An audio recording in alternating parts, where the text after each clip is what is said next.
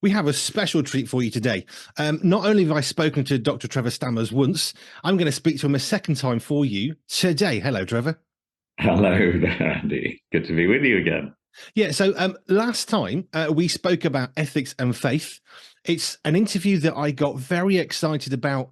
And if you want to listen or watch that again, by the way, listening to this now, you can go to our catch up section and find that one with Dr. Trevor Stammers. It's got links to our YouTube and podcast. But we spoke about ethics and faith, and you touched ever so briefly on something that I thought it'd be really good to talk about. And I'm really honored that you wanted to share that. So, just for people who are tuning in for the first time, why did we talk about ethics and faith last time? I think primarily we spoke about that last time Hmm. because you'd had another guest on the show, Dr. Richard Scott, and our paths have crossed several times. And unbeknown to me, Richard had mentioned an article that I had written for the Christian Medical Fellowship, of which we're both members, on the subject of gene editing. And you thought you'd like to talk to me because Richard had kindly made some nice comments about that article, which I was happy to do. And I recently retired from being an academic and love the career that I had in teaching. But I must have mentioned during that the way in which that happened, which was connected with something that wasn't so nice, that we're going to talk about this morning. Yeah, and this is the thing, isn't it? In life, there are going to be good things and bad things, and we have to face them. We can't ignore them. They're going to hit us, and whether it's an ethical dilemma or a physical body dilemma, they're going to hit us, and that's what we're going to talk about today. So let me take us back a little bit. So you used to be a GP. So if you're in the US listening, that's a family practitioner. So you're effective, your first port of call for all your medical issues. Is that about right? Yes, that's right. I did that for just shy of 30 years.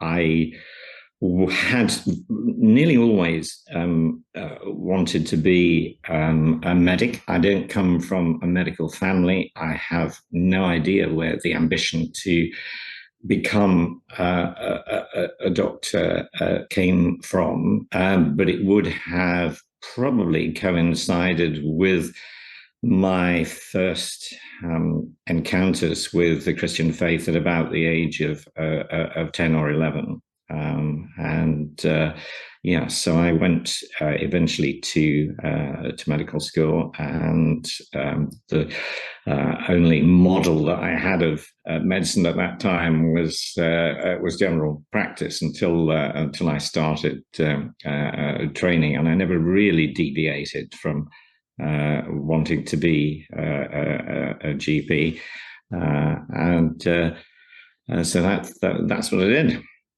Right. And then there was an incident that occurred that redefined, I guess, your day to day work purpose, if I can phrase it that way. So just tell us a little bit, and we can dig in deeper as well, but just tell us what happened. Well, I'd probably need to just give a little bit of backstory about something that happened a few years prior to that, when I went to a regional Royal College of GPs dinner and sort of jolly evening.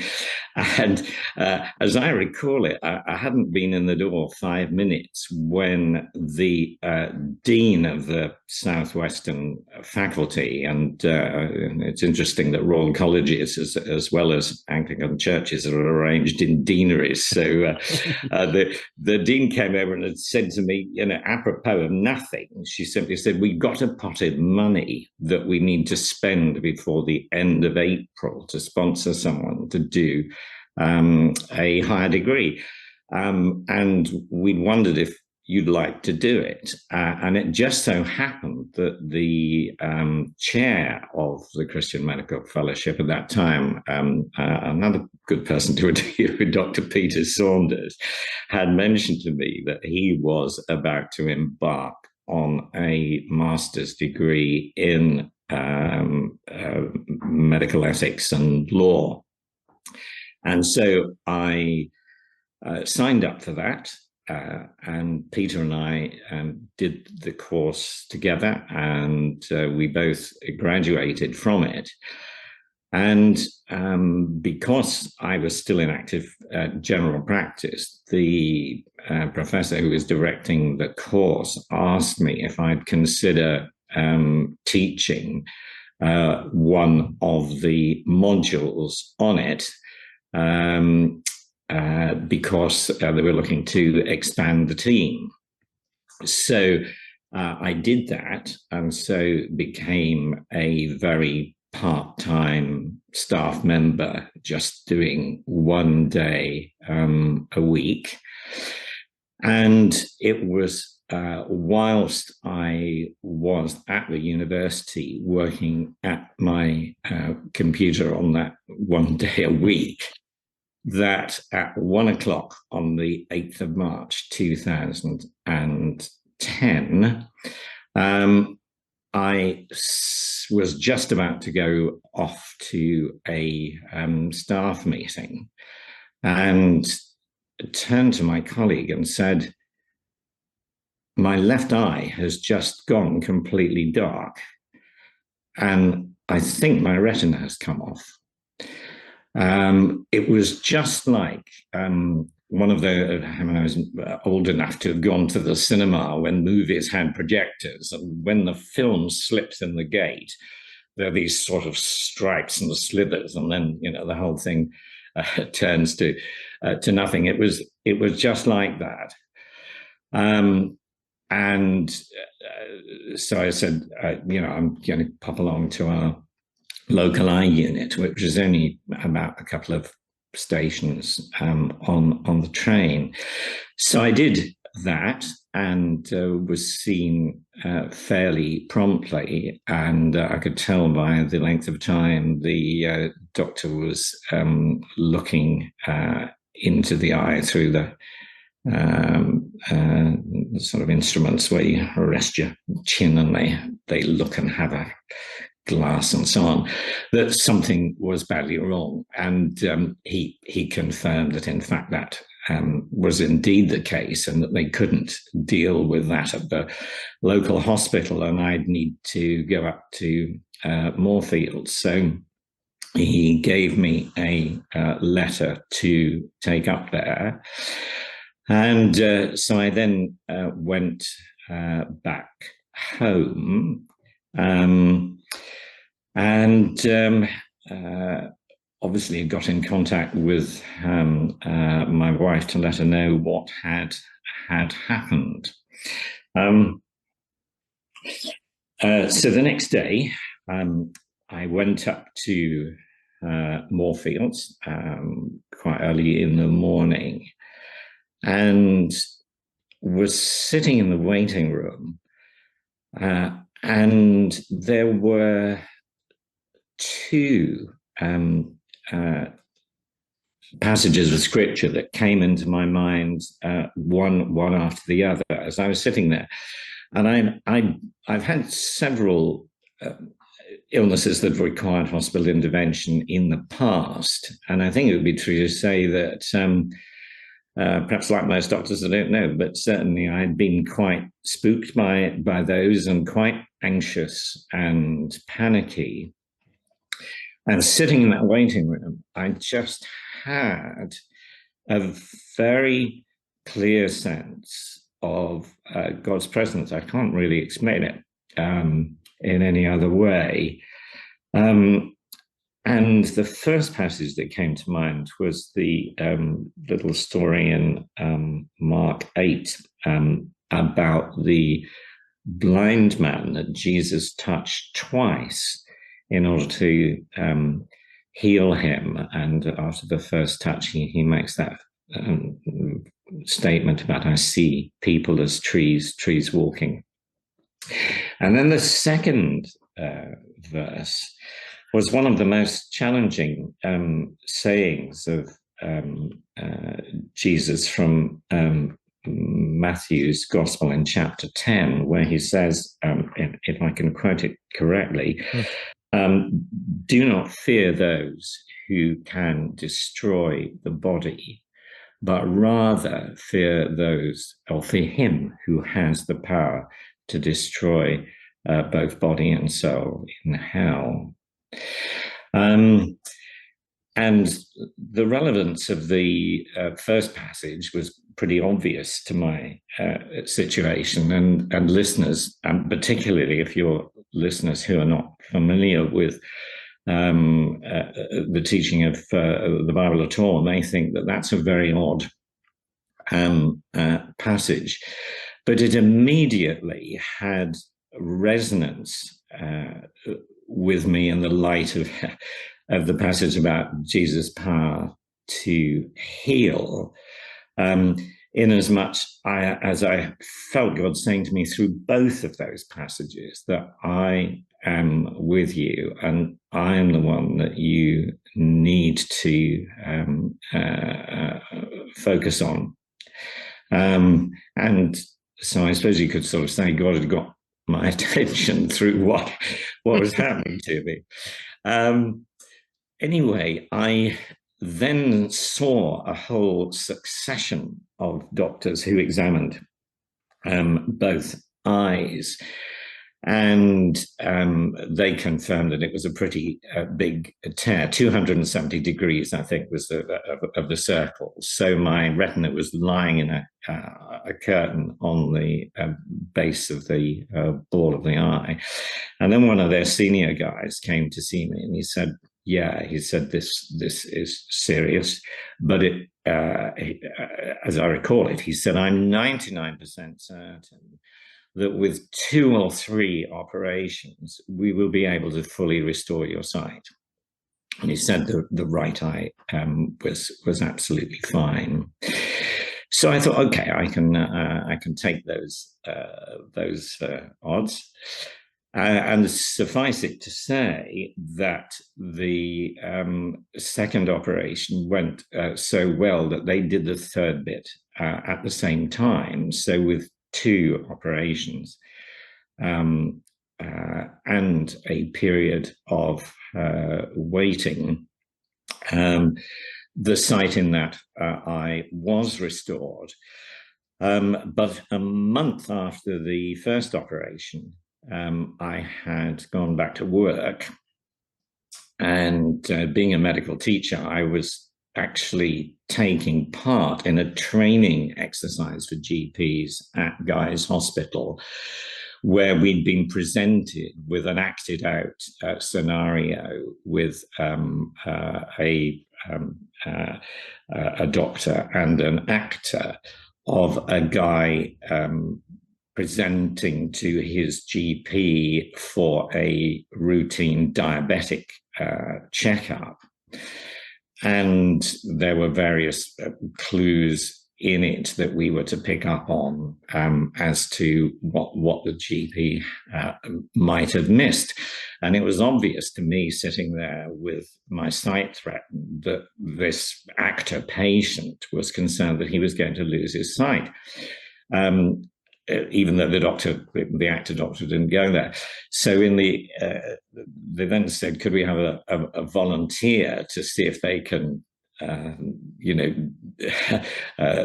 do better than the actor doctor? so I then stepped into the breach, and as I was going through this drama again, with the actor, asking him questions that were going to lock onto his anxiety about his sight, I could feel the same thing beginning to happen in my other eye. Wow. As I was sitting there. It was just, you could not make it up. And so I was, my thoughts were racing as I was sitting there. I was thinking, oh my, the other eye is going to do the same thing. And so I did finish that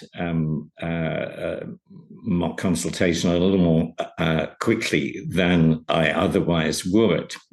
And as soon as that was over, I went to the person who was organizing it and said, "I'm really sorry, I've got to go straight away because I have got to get to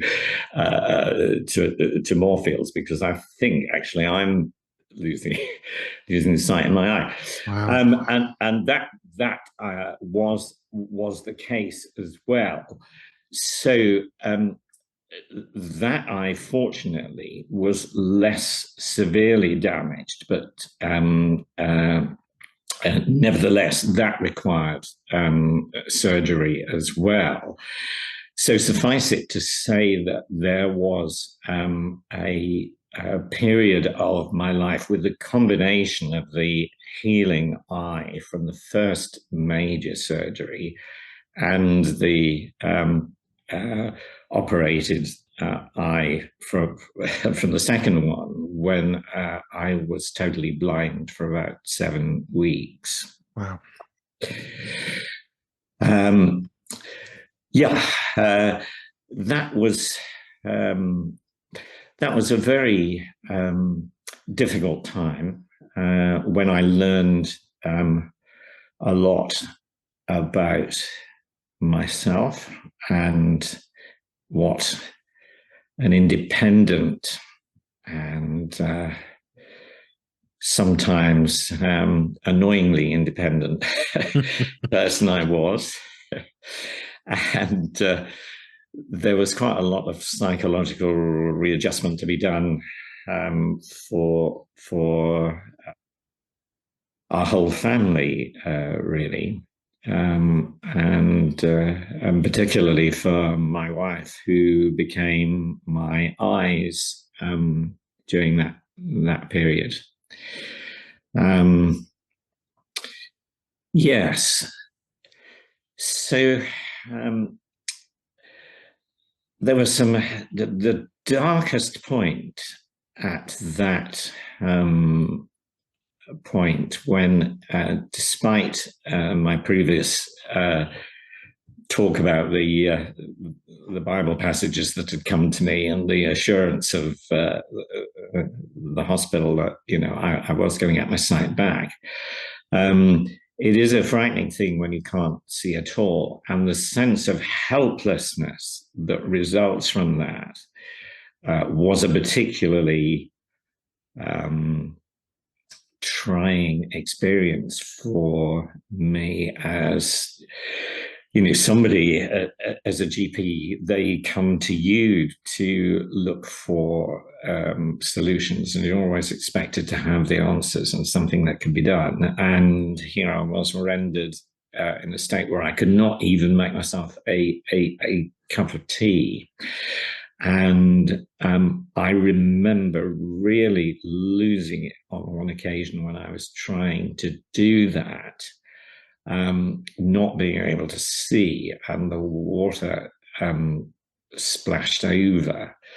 And I remember, banging my fist down on the stone counter in complete and utter frustration. So that was the lowest point, and I think I think I just raged at God at that point in sheer frustration. Now, independence is one thing, but a great thing about being part of the body of Christ and being in a community is the people who come alongside. And we have a very good friend, Jane, who had worked for a Christian organization called Through the Roof, which was focusing on helping Christians with disability. But at that time, she was working for one of the local councils as their disability officer. And as soon as she got to know about it, she got in touch with my wife, and several little gadgets and helps arrived, including a tiny device with a battery and a sensor that you can clip over the top of a cup, so that when you fill it, it beeps as it gets warmer and beeps very loudly when it's up to the level of the top of the cup, so that it enables you, when you can't see, to make a cup of tea. So that problem was solved. And she also told me where I could get a cane, and on the practical difficulties with that was really very, very helpful. I also had a Christian patient who used to work at the BBC, who had been blind from childhood. And she'd obviously got to know about my plight and had been given my telephone number at home. So I picked up the phone one day, and honestly, you can find that because of the noise it makes. And there she was. And I said, "Oh, hello. Hello, Hazel." That was her name. And she said, "Oh, hello, Trevor." She said, "You sound quite bright." So I said, "Well, why do you say that?" She said, "Sighted people normally cope with blindness really badly." And by that, she meant it. She knew from her own experience working with blind people that if you've never known anything, but it is a different life story, and that many people who are blinded in later life do have a greater struggle with it. So she was a huge encouragement as well. But the other piece of the Lord's timing, and a way in which I entered into a completely new world, was that we also had some Christian friends who he and I had shared a flat together when I was at uni, so we'd known one another a long time. And he and his wife came regularly to exhibit at the Christian Resources Centre in Sandown, which is fairly close to where we live. And so they'd come to stay with us every year during the week of that. And they were due to come during the period that I could not see. And Andrew said to me, "Why don't you come along to the exhibition?" And I'm not sure whether this was, I was completely blind at this time, or whether I had a sliver of a vision. As you recover from one of these operations where the eyeball is filled with either a gas or a liquid, the vision gradually recurs as the liquid is resorbed. But anyway, I couldn't see a great deal, and I certainly needed the stick and Andrew to guide me around. But as we entered through the door of the exhibition centre at Sandown Park, almost immediately, as I recall it, we hadn't walked many yards before a chap came over to speak to us and said, "My name's Gordon Temple, and I work with Torch Trust. Would you like to come and sit in our exhibit area, and I can tell you about some of our resources." Now that was an absolutely wonderful provision, because I was able to chat with some of their partially sighted members, as well as volunteers, and discover things like their audio Bible. I was even able to learn about the various devices that can help people to read, and also to learn how hard it is to pick up Braille if ever I needed it. But that started an ongoing relationship with Torch Trust, which I certainly wanted to promote during this interview, because they are not only able to advise and provide practical and spiritual support for Christians who are losing their sight, they can also advise churches on becoming sight friendly for partially sighted people. And actually only this week on my Facebook page, somebody made a comment about a church notice that was printed white on yellow, which looked very colourful, but was really very, very difficult to read, even for sighted people, so let alone how partially sighted. And of course, we just don't think about these things unless somebody brings them to our attention when we are when we're not affected ourselves, or know others who are. So certainly Torch Trust provided a lifeline in the way of audio books. And I just had a letter from them only last week saying that they now have a major project underway, because printing Braille is very expensive. And I only discovered then that a whole Braille Bible consists of 40 volumes of quite large books. Wow. And there are now changes being made to Braille to make it easier to read.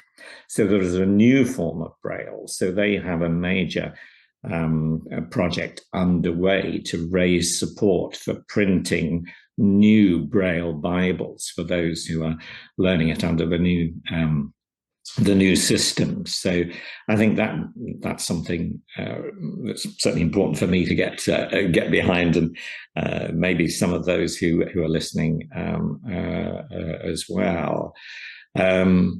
They also do holidays and so on for blind and partially sighted people. So a great organization, and they provided me with a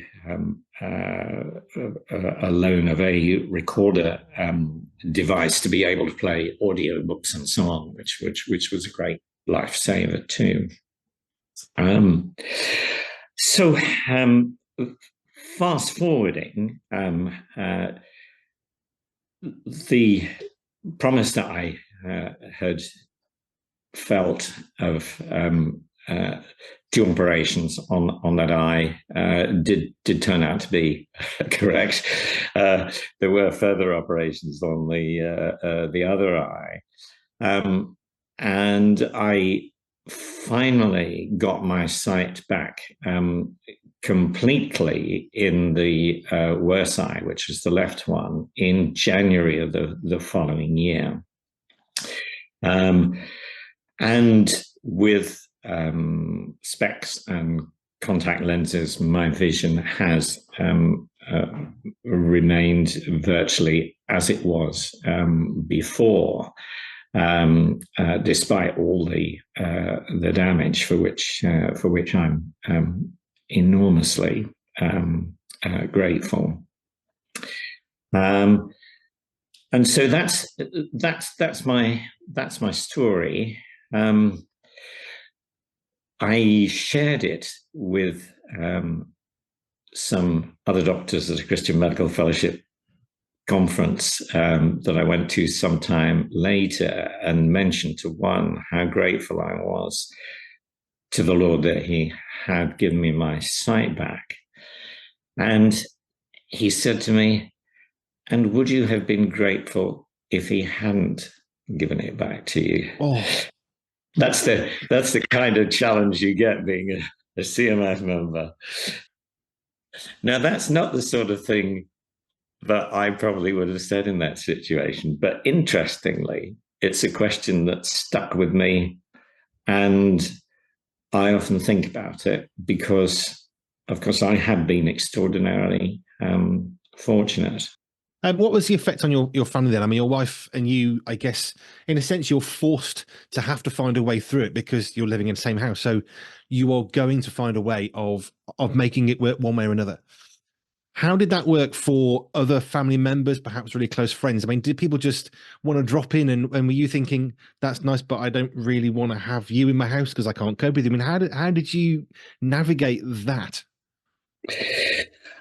I think friends were extraordinarily understanding. I think my parents, it was very, very hard for. And your question has just reminded me of of the occasion when I travelled by train for the first time on British Rail, and um, my wife took me to Liverpool Street Station, and uh, uh, she had to come with me onto the platform to make sure that I knew where the loo was and where it was in relation to the door, and so on. And I remember that we got told off by one of the British transport staff who who didn't who didn't didn't realise that I was blind, and then suddenly I could hear in his voice him sort of retracting, telling my wife off for getting on the train without a ticket. But anyway, uh, that that was quite amusing in the end. But I remember getting out of the train the other end with my stick, and being aware of the impact that that would have on my parents, and indeed it did. And both my parents, but particularly my dad, I think were very distraught over it. So you're right; these things do affect the generations. Um, it's interesting that I am only aware, I think, with hindsight of the impact that it had on our children. But my perspective on that was that you know they were all great as well, and we did all pull through it together. Yeah. The one question that really strikes me is you went through a period of being fully sighted, then through a set of two related situations, you find yourself unable to see. And when you can see, it's going to take a period of adjustment, and there's all of that. But the thing that kind of strikes me is from a faith perspective, and you talk about ethics now a lot as well. How has that impacted your perspective on trusting God? I guess a bit like the CMF doctor who said, "Would you be grateful if he didn't heal you?" And how has that sort of changed your perspective on your relationship with God today?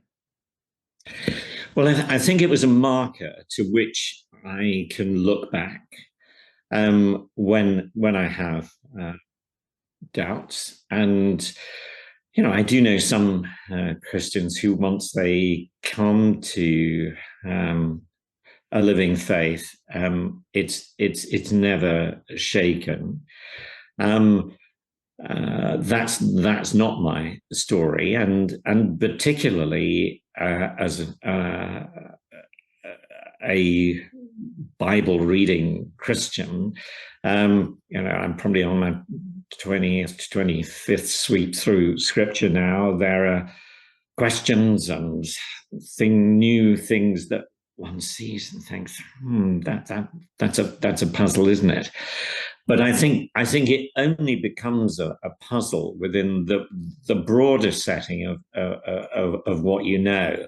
And I think one of the great sort of principles of discipleship is not to let the mystery and the puzzles displace the certainties. And the Christian faith doesn't rest upon my faith. It doesn't rest upon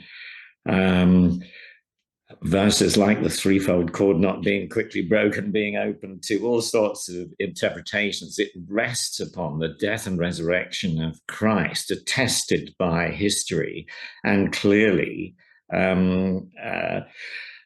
witnessed in the Gospels. And as Paul says, if that's not true, we might as well pack up and go home because our faith is in vain. But if that's true, then it changes everything. So, I mean, another thing that being sightless brought home to me is the vast amount in Scripture about sight, and we sing that song about turn your eyes upon Jesus. But that spiritually is exactly what we need to do, whether we are physically blind or sighted. And so often, when we turn from the problem and look to Christ, he just transforms it, not always in the way that we would want, and certainly never as speedily as we would like, but he transforms us as well. And I do hope my wife will not mind my mentioning this, but when we first started going out, and she came to my church, I remember, this is the first question I remember her asking me that really impacted me and stayed with me for the rest of my life. She said, "Trevor, does everyone in church sort of venerate you just because you're a doctor?" And I hadn't been aware of that, that kind of, because we're not. But actually, it's less now. But back in the 80s, and certainly in the 70s, when I was training, there was still that kind of veneration of the medics, and we saw a bit of it recovered in COVID, didn't we? And I didn't realize until I became blind how much, even with that early challenge, I did depend a lot upon what my patients gave to me.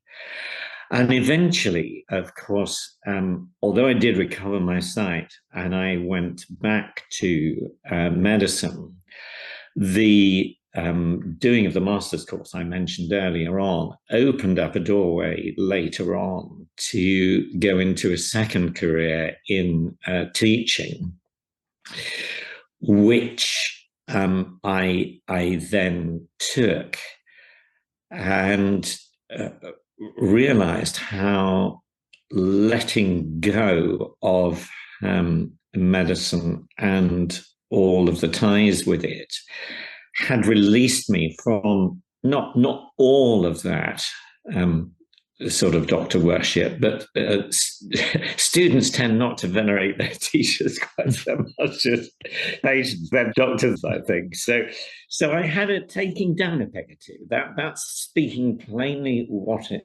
was, and God resists the proud, which is why we fight against it so much, because we don't like admitting that he's bigger than we are. And certainly I was taken down a peg or two by all of that as well, which is a good thing for us. So I strayed a bit from your original question there, but that's how it's impacted my faith, I think, the most. It hasn't dented it, but it's certainly made me realize that when we think that we have grasped it, there's still much more to learn. a lot more to learn, and I've still got loads to learn. We'll take a quick break, and then I just want to come back again and just touch on a few more reflections of not so much what's next, but how can you help others. So we'll take a quick break, and we'll be back in a moment. Okie dokie. Right. So we've had Trevor Stammers has been talking about faith, life, specifically about his blindness. So just to recap for you. So this is back in 2010, where he experienced a period of complete blindness due to struggles with his retina. And we've been talking for a while about the impact on his life, on his friends and his family. But I just wanted to reflect a little bit more, Trevor, on how you have kind of what's it taught you for today? How have you used that situation to impact the lives of others? I know you've talked about Torch Trust, but what is it that what's changed in your life in a direct way that in how you regard others now? Well, I think I've already indicated that because eventually that period of loss of sight led to an opening into a new career. I lost the kind of persona that went with being a GP, and so I was probably able to be less focused on the job when I was at home. I think that the families of medics and anyone who is in a sort of pastoral role. My minister at the time used to it said to me on one occasion, "You and I do very similar jobs in terms of the pastoral and personal demands. Only you get paid more." and I laughed, and he'd got a serious point there. But it's not only the person at the front line who bears the cost of that, but the family as well, and friends too. So I think I took myself a lot less seriously after that, and that's something I wish I'd done. And we have a lot of fun as a family these days. We did a Bluey trail a few weeks ago, and if listeners are not familiar with the Australian cartoon Bluey, it's become one of my favourite programs since we've had grandchildren who've fallen in love with it, and it's very, very funny. And it's difficult for me to dissociate, I think, the appearing of grandchildren and the broadening of the family with my detachment from practicing medicine, because life is a mixture. I think it's taught me the importance of connectedness, and my church family then and now, I love being with, and I'm not aware of them showing me any reverence at all, for which I'm extremely, extremely grateful. We've got a Bible study tonight, the theme of which is it's all about Jesus. And so I was just thinking this morning that, you know, that's the way that our lives should be oriented, and it's a lifelong journey in getting there, isn't it? It's easy for you and me on a recorded program to be very holy about it, but when tragedy or the unexpected happens, even if it's getting a flat tire, rather than being blind, that brings out, how real our faith is, which is why, of course, we are not whipped off straight to heaven, but we are here to have our faith proved and tested. You've spoken lots about some of the situations and how that might encourage people. But if somebody was presented to you right now and they said, look, I think I'm losing my sight, or what would you say directly to somebody who is struggling because their strength is always going to come, if you can see, it's going to come naturally from the fact you can see. You're going to do this, you're going to do that, you're going to go here or there. To lose your sight is to lose, as you said, you lost a lot of your independence. But what would you directly say to somebody who is currently looking at this and thinking, perhaps looking is not the right word, but who is hearing this and thinking, I'm scared and I don't know what to do? What would you say to that person to encourage them, I guess? Right. Well, I think that if it is a situation like sight loss, I would immediately encourage them to get in contact with Torch Trust, either by phone or email,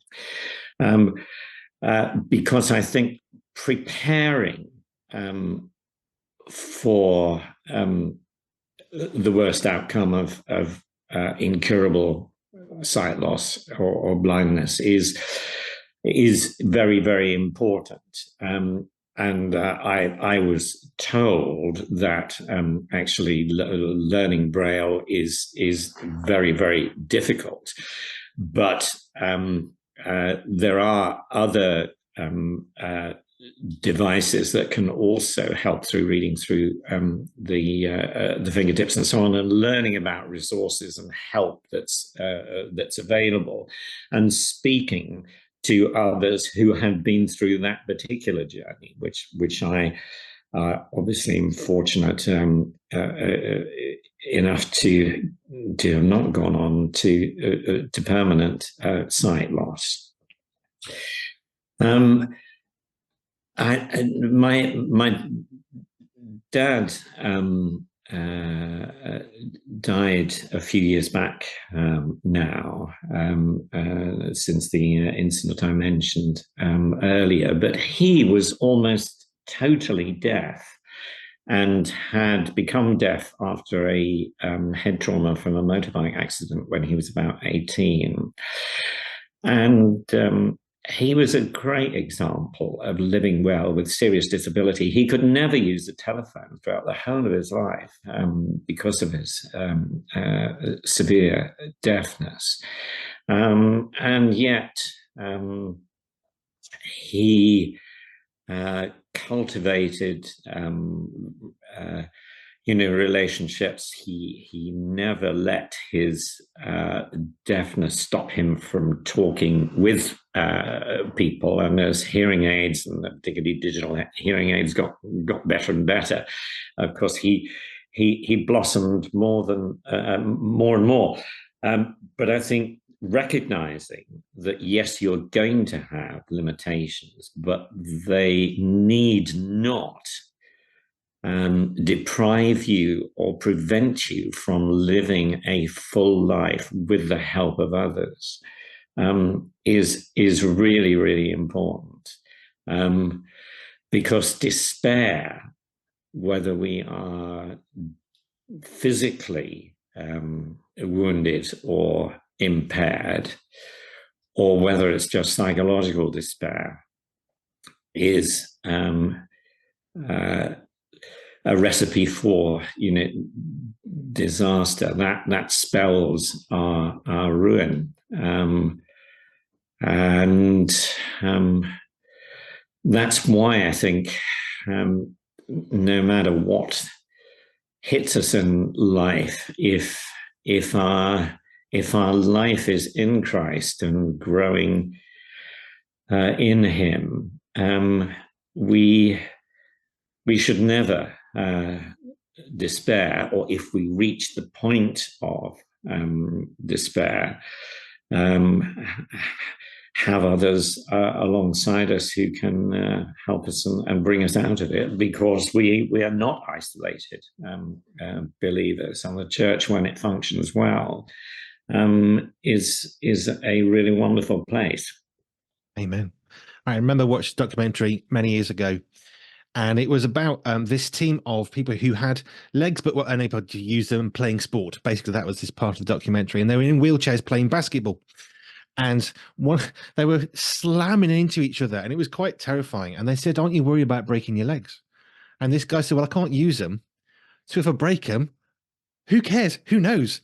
I'm just getting on with playing." And it was the joy of, I don't care, because what does it matter? And they were living their best life, effectively, using that phrase, despite the fact they were trapped in a wheelchair because they couldn't walk. They just got on with it. And the ramifications, yeah, well, never mind. On we go. And I loved that attitude in that. And I'm reminded of that as you speak, of the humility of what you went through. And the lessons you've learned, and how that's impacted who you are and how you are in your day-to-day life, which is just really, it's a real blessing. Thank you, Trevor, for sharing some of this story. It's been a privilege. Maybe I'll speak to your wife one day about her perspective, which I'm sure would be slightly different. I know my wife herself, I mean, we're nearly 30 years. She has learned to work with some of my foibles, of which there are more than one or two. And I recognize in you some of those things of, yes, my wife got me through this, and she knows who I am as well, the good and the bad. So thank you so much for sharing your story. Torch Trust, I've got the website here. If people are struggling, you want some advice, it's torchtrust.org, torchtrust.org. That's a really good resource, as Trevor said, to go and find it. You said you're retired now. Does that mean that you just sit at home drinking cups of tea, or are you busy doing other things now? What's life after teaching?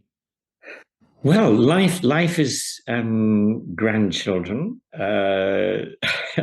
Life is singing. We had one of the women at church a couple of years ago spearheaded a project to get everyone in the church engaged in community. And after some humming and hawing, I thought, what do I really enjoy doing that I haven't done for a long time? And that's been choral singing. So I've got involved in choral singing, and like the Chariots of Fire quote, when I sing, I feel His pleasure. I mean, it may always be a pleasure to those at home listening when you're rehearsing, but that fills quite a lot of time now. I'm on one of the singing groups at church as well, and it's also about sharing time together with my wife, that probably we didn't do much of when I was practicing medicine. We got into the habit of taking mini breaks of 2 or 3 days around and about Britain nowadays, which have been really, really, really super. Yeah. Wonderful. Thank you so much for your time today. This has been a privilege. I've been looking forward, is perhaps I use that carefully, but to hearing this story and sharing with others, because as ever, it's not a story of hopelessness. It's a story of hope. And that hope has a name. That name is Jesus Christ. And I love how right from the onset, God, Scripture, Jesus has been part of your journey, and it's inspiring and it's encouraging. It's encouraging to me as I look at life that is really, really difficult and busy for us right now as a family. And your story helps me too, because there's a certainty, and that certainty isn't dependent upon my ability to do anything, but on what Jesus has already done, which cannot be undone. And I love that. So thank you so much. I'm encouraged just chatting to you anyway, and I hope others are encouraged too. And if you want to know more, the best thing to do is go and look at torchtrust.org, torchtrust.org, if you want more information about some of the things that Dr. Trevor Stammers has been sharing today. So thank you so much for your time. It's been a privilege and a joy, and I've been honored to part of sharing your story today. Thanks for having me on the show again. I've enjoyed chatting to you. You're very welcome.